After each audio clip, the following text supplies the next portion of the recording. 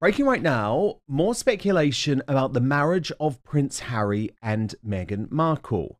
Radar Online reports that divorce rumours have reached fever pitch as insiders admit the Duke and Duchess of Sussex living very separate lives and will continue to do so. Radar Online says the last time Meghan was seen was the day before her husband's birthday, and she was barely at their home in Montecito earlier this year when Harry was reportedly moping around by himself at a local cafe. According to recent reports, the pair had spent extended periods apart, but this was denied by sources close to the couple. They do speak to someone else, though, close to Harry, who says he used to love going to the pub and playing sports with his pals, and the life Meghan wants to lead in LA couldn't be further away from that, and would seem alien to any blue-blooded English man, as it's all about juicing and yoga. Miserable. His plans to pursue his own activities and tours away from Meghan is the first time they are effectively on a trial separation while they work this out. But a confidant of the Sussexes told Radar Online that it's normal for couples not to do everything together. Their friends have said they remain a happy couple, but are professionally taking a twin-track approach. This is a really key quote, though, from Radar Online, from a source close to Harry and Meghan. Let me read it out to you. Harry and Meghan are going to live separate lives and have a blueprint for doing so. They have been drifting apart for a while, with Harry's desire to return to the UK where his old drinking buddies are, and his hopes to return to the very comfortable fold of the royal family, putting a real strain on their marriage. He's hated their bids for stardom, with Netflix and Spotify getting pulled and them ending up ridiculed, and he's starting to miss England. So, Lady Colin Campbell, fascinating reporting from Radar Online. Radar Online are one of those outlets. They don't give a damn. They don't want to have the PR relationship with Harry and Meghan. They're not running their press releases. They're pretty strident in their reporting, and very often they do break stories before others. But do you think they're onto the money here, or what do you make of this new report? Meghan and Harry marriage is on the rocks. According to Lady Colin Campbell, someone who has been right about these two from day one, their marriage is a complete mess. And let's be honest, this was always going to happen. See, Meghan Markle isn't exactly known for sticking around when things stop going her way. You think she just happened to ghost her entire family, cut off her ex-husband, and move on to a literal prince by accident? Nah, folks. This was a calculated move, and now that the Hollywood gig isn't working out, guess what? Harry is no longer useful. Man, oh man. Imagine leaving your family, your legacy, your birthright, just to be publicly ridiculed and humiliated. Imagine giving up everything only to become, what? A guy who whines on Netflix for a paycheck? Folks, I don't care who you are. This is not a win. Well, Dan, I hate to point it out to you, but you and I have been saying pretty much this for some time. Yeah, that's true. That is true. Many months now. So, there's little doubt in my mind that the marriage is extremely volatile and rocky. And, he's well and truly trapped. And he's dumb, but he's not that dumb as to not be aware of it. And in a situation like this, he's given up everything. He's not only given up so much, he's given up everything. And what's his payoff been? To become ridiculed, mocked, and to be attached to a cheap and vulgar hustler who promised him worldwide success and has given him worldwide failure. So it's hardly surprising that he would want to try to retrieve something of the respect, or at least the approbation, that he used to possess. But I understand he actually rather likes the California lifestyle. He does hanker after the former British lifestyle as well. But I don't think that the two things are mutually exclusive. He basically likes bumming around being stoned. And that's always been his propensity. Because that's legal, right, in California, whereas it's not legal in the UK.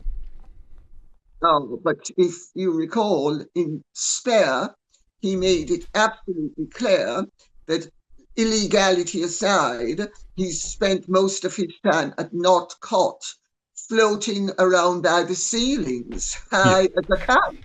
Yeah, so he hasn't exactly always followed the rules. But in saying that, you know, I don't sign up to this whole thing that being stoned chills people out, and you know, actually it can be ruinous. I've seen in my own life previously people who have become addicted to marijuana. Now I know all of the pro marijuana people are going to say I'm completely crazy, that can't happen, but let me tell you, I've seen it in my own life. It's also, Lady C, not something that results in a happy marriage. Like, being stoned is a ticket to an unhappy marriage. Well, yes, but sometimes it's actually the glue that keeps together a rotten marriage. Because it's like a coping mechanism. Yeah, yeah. But I couldn't agree with you more where being stoned is concerned. I mean, you know, when I was young, ganja, Jamaica had the best pot in the world. And it wasn't cut the way it is now. Is it legal in Jamaica, Lady C? Like, are you allowed to smoke it? I have no idea. In my day, it certainly wasn't. Yeah. You know, in my day, it absolutely was totally illegal. But I mean, I'll tell you next time you come to see a funny story about Lady Sarah Ponsonby and the Chief of Staff of the Jamaican Army. But I'll save that for when we no, but the point is, it was very much illegal. Yeah. I think, although Eddie Seaga did, where he was the first leader that when Reagan was elected, who Reagan saw, and Reagan said to him, you know, you have to stamp out the ganja trade in Jamaica. And he said, absolutely not a chance. The country would collapse without the ganja trade. Yes. Look at this. On the left, a respected military man, a prince, a leader. On the right, a man completely stripped of purpose. He traded in duty, honor, and legacy for juicing retreats and therapy sessions. You hate to see it. Oh, sounds like someone is quietly planning their exit strategy. Let's be real. Meghan Markle is the kind of woman who plans 5 moves ahead. If she's spending more time away from Harry, it's not because she suddenly discovered independence. It's because she's figuring out her next step. Well, maybe right now the ganja trade in Montecito might collapse if a certain person was to move. But look, I also wanted to ask you about this other Radar Online reporting. This one is much more lighthearted, but I'm doing it because he was the one, Harry this is, who made his receding hairline such a prominent conversation because he attacked William for his alarming baldness in Spare, you might remember. So according to these same sources, they tell Radar Online that Prince Harry is battling to accept his inevitable baldness amid marriage strife woes. And I guess, again, like, look, Lady C, I actually don't want to completely dismiss this because it is something that knocks a middle-aged man's confidence. He's 40 years old. He's clearly in an unhappy marriage. He is trying to act the fool and do all of these stunts to sort of prove, oh, I'm still the young guy. And he's going bald. I mean, there is a serious sort of, I know everyone jokes about it, but it adds to what he's going through psychologically, I guess. I don't know why he doesn't get some plugs put in.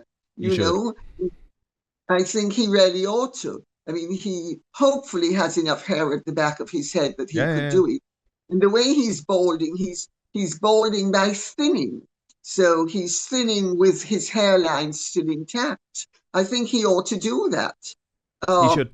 They all have. David Beckham, Gordon Ramsay, maybe me. But yeah, I'm all for it. I'm all for it. But it is a psychological thing. Losing the hair is a psychological thing. And so I'm not surprised that when the marriage isn't going well, when the work isn't going well, then you lose your hair. It's like, everything's going wrong. Lady C, what did you make of these reports of Harry and Meghan buying a new house in Portugal? Some suggestion that potentially they want a European base in order to sort of do rival royal type work that would mean that Harry and Meghan don't actually have to enter the UK. Portugal is obviously much closer to Africa than Los Angeles, etc., etc. Look at the pattern here.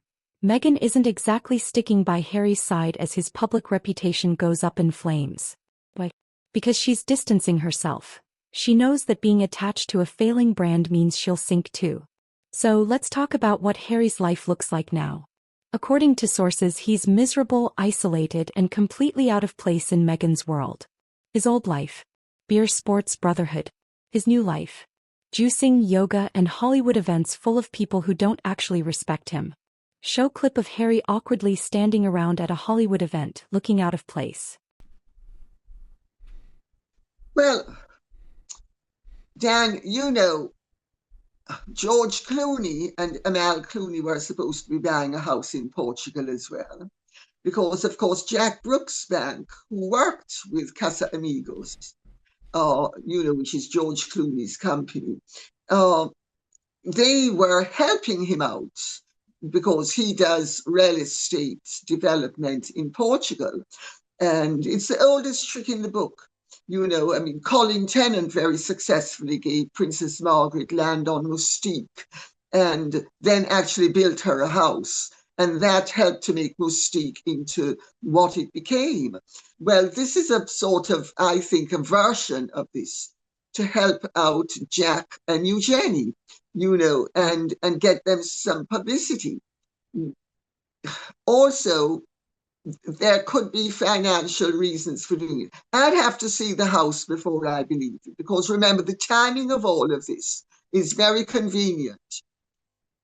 Charles and Camilla are in Australia and Samoa, and we're speaking about Harry and Meghan in Portugal. I mean, they are geniuses at coming up with. And you know who I think is involved in the leaking of these stories now, Lady C?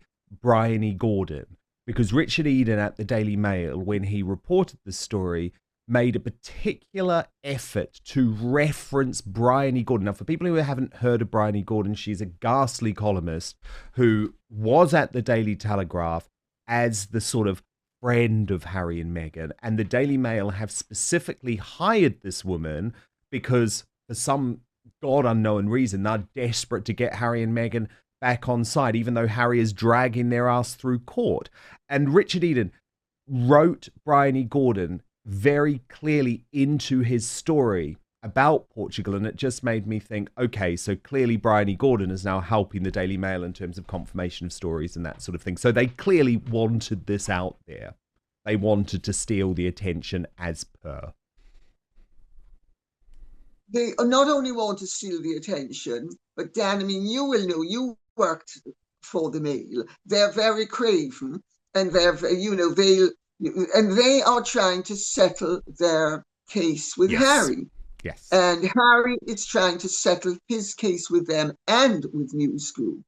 So because otherwise he's facing a loss of at least 10 million for each of those cases. So he's going to try to preserve his I'm a great big warrior, I'm Don Quixote, blah, blah, blah, but I think there's that going on behind the scenes. And so the Mail is being far more positive about Harry and Meghan than they were before. And they're going to continue until the case is settled. Let's see what happens after the case is settled. Because, leopards never change their spots. Meghan's going to remain nasty. Harry's going to remain a jerk. And the Mail is going to remain the and let's not even use a word to describe them. Imagine going from playing polo with your actual royal family to being the +1 at a second-rate awards show where no one cares about you. This is not an upgrade, folks. There it is, folks. This isn't just a rumor. Even their own inner circle is admitting that things aren't great. The talk of a trial separation is exactly what you'd expect before an actual split. Look, we've seen this before. Hollywood relationships don't last, especially when one person no longer benefits from the other. And Meghan Markle? She's the queen of strategic relationships. Do you think Meghan is already planning her exit strategy? Or will Harry finally wake up and realize what's happening? Let me know in the comments.